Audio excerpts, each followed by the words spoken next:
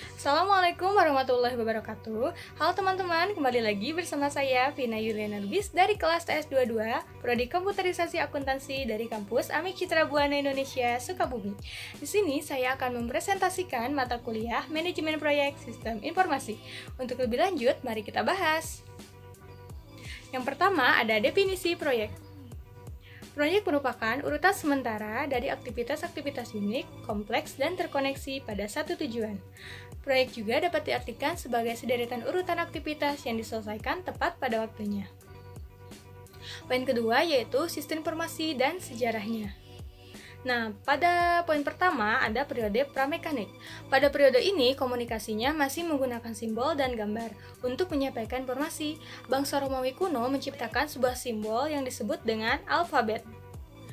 Nah, poin kedua yaitu mekanik. Pada periode ini, orang telah menggunakan peralatan untuk menyimpan, mengolah, dan merekam informasi. Pada tahun 1600, komputer pertama kali diciptakan oleh Blaise Pascal. Poin ketiga yaitu elektromekanik. Pada periode ini telah diciptakan telepon dan kode Morse yang digunakan untuk komunikasi. Pada tahun 1948 diperkenalkan komputer untuk pertama kalinya untuk digunakan sebagai alat penyimpanan program dan data. Nah, yang keempat yaitu elektronik. Pada periode ini, Departemen Pertahanan Amerika Serikat mendirikan ARPANET. Setelah keempat era di atas, perkembangan menjadi sangat cepat dan ditemukannya sistem operasi Linux, Unix, Windows, Mac, dan lain sebagainya. Nah, poin ketiga yaitu sistem informasi dan software. Sistem informasi merupakan sekumpulan komponen pembentuk sistem yang mempunyai keterkaitan antara satu komponen dengan komponen lainnya. Sedangkan software merupakan perangkat lunak yang dibuat untuk tujuan atau kepentingan spesifik. Contohnya seperti Notepad atau text editor. Macam-macam software aplikasi ada 4. Yang pertama, software aplikasi pemrograman. Yang kedua, software aplikasi grafik. Yang ketiga, software aplikasi word processor. Dan yang keempat, software aplikasi worksheet. Poin keempat yaitu sistem informasi dan teknologi. Nah, ada 4 macam. Yang pertama ada input, proses, output, dan juga feedback. Input merupakan tahap pengumpulan data.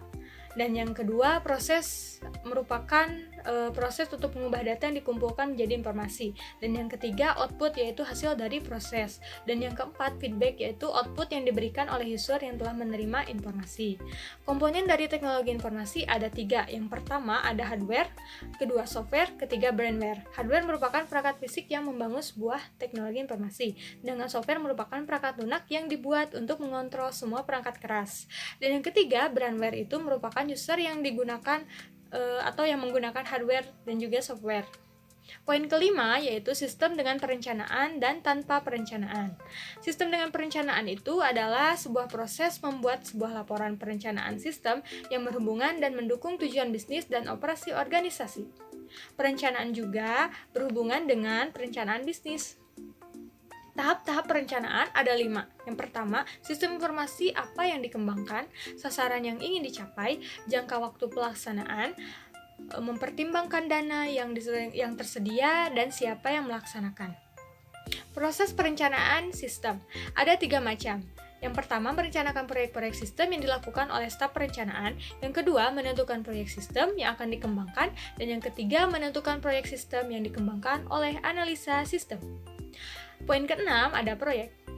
Proyek merupakan suatu tugas yang perlu dirumuskan untuk mencapai sasaran yang dinyatakan secara konkret serta harus diselesaikan dalam suatu periode tertentu untuk menggunakan tenaga manusia.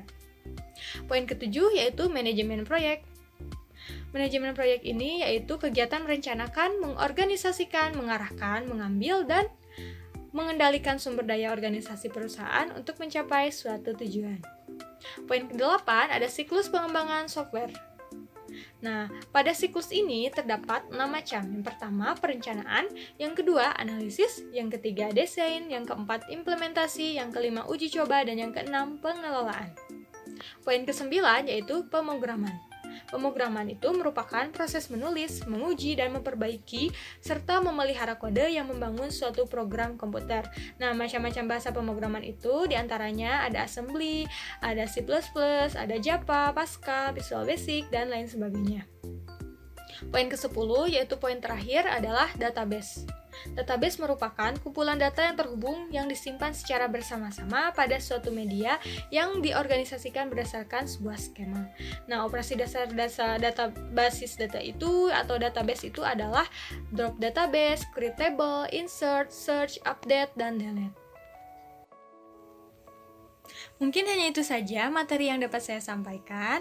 Kurang lebihnya mohon dimaafkan. Sekian dari saya. Wassalamualaikum warahmatullahi wabarakatuh.